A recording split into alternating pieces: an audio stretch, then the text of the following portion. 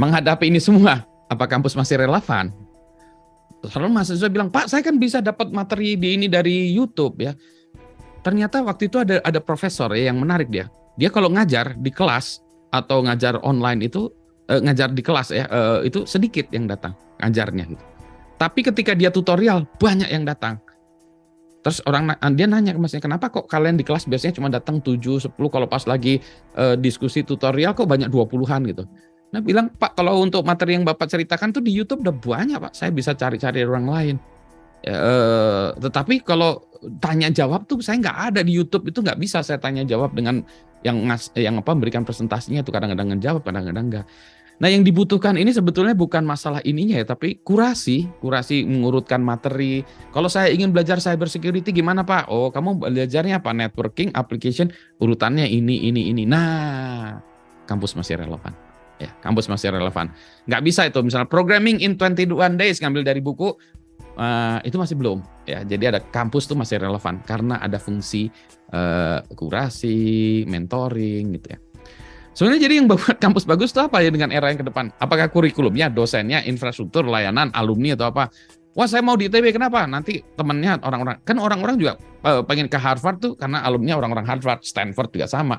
Teman-teman saya dari Stanford, dari Oxford, dari apa gitu ya. Wah itu mah peralumniannya dong gitu. Kurikulum sekarang.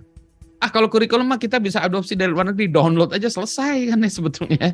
Adopsi aja, kita lihat kurikulumnya MIT, mau apa, download aja lihat bisa gitu ya. Meskipun kurikulum ini kita punya masalah di kampus, ketinggalan jauh.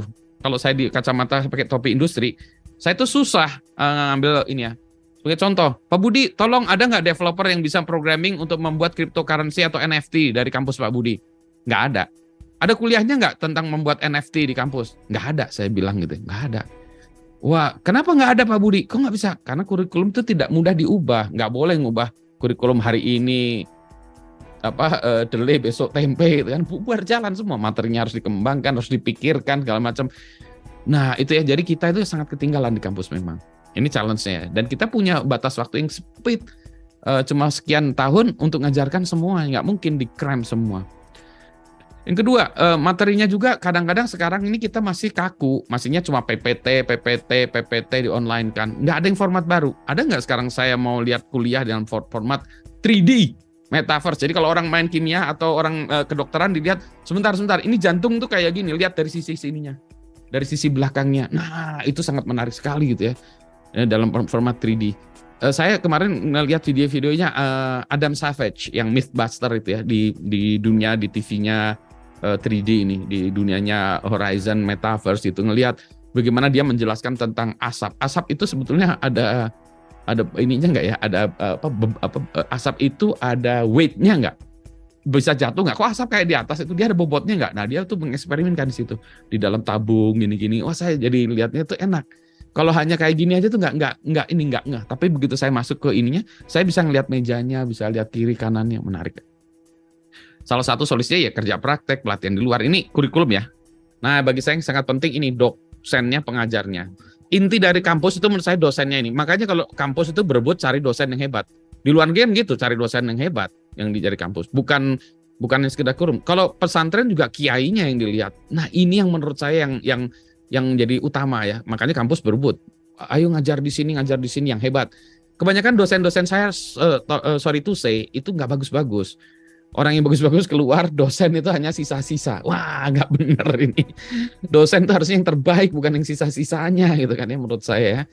Nah, satu itu. Yang kedua, kalau dosen yang terbaik itu ada di luar negeri dan dia menawarkan ini gimana? Mampuslah kita. Pakar marketing, Kotler menawarkan kuliahnya $200.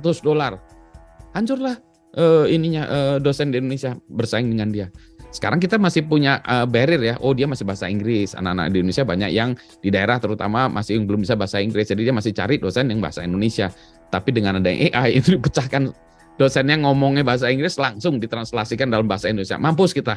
Jadi dosen ini kalau kita nggak serius membenahi SDM kita, habislah kita. Karena orang-orang yang hebatnya nih, mari kita ambil dari luar negeri. Mau dari Zimbabwe, mau dari Inggris, mau dari Skandinavia, nggak peduli saya. The best, I want my students to have access to the best orang ya.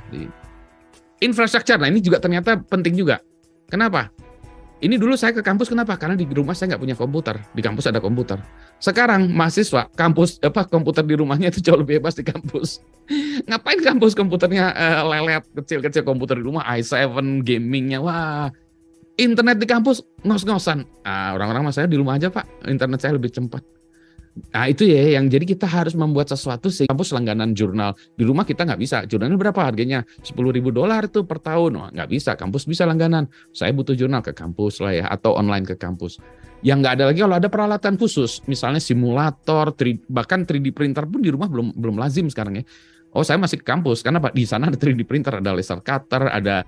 Terus ada kelas juga yang punya fasilitas hybrid. Sekarang kelas-kelas di kita itu masih papan tulis gitu. Kalau mau pakai Zoom juga cuma dikasih kamera gitu aja.